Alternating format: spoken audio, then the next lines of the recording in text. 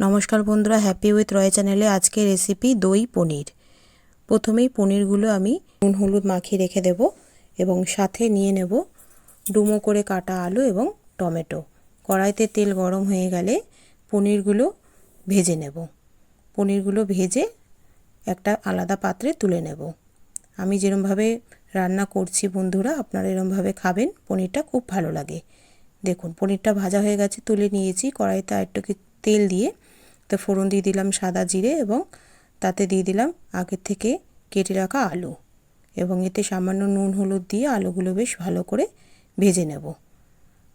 আর এদিকে একটা পেস্ট আমি বানিয়ে নিয়েছি, যেখানে ছিল দই, গুঁড়ো লঙ্কা, হলুদ, জিরে গুঁড়ো, নুন এবং টমেটো। পেস্টটা বানিয়ে জল দিয়ে বেশ ভালো করে থকথকে বানিয়ে নিয়েছি। আলুগুলো ভাজা হয়ে গেলে পেস্টটা আমি দিয়ে দেবো, দিয়ে ভালো করে কষাবো। বেশ সুন্দর করে লাল লাল করে কষিয়ে নেব।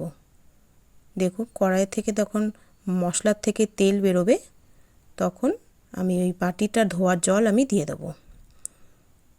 আমার চ্যানেলে নতুন নতুন রেসিপি দেখতে গেলে আমার চ্যানেলটাকে সাবস্ক্রাইব করে পাশে থাকবেন বন্ধুরা। এবং মশলাটা কষে গেলে এবং ঝোলটা ফুটে গেলে আগে থেকে ভেজে রাখা পনিরগুলো দিয়ে দেব, দিয়ে ভালো করে কষাবো।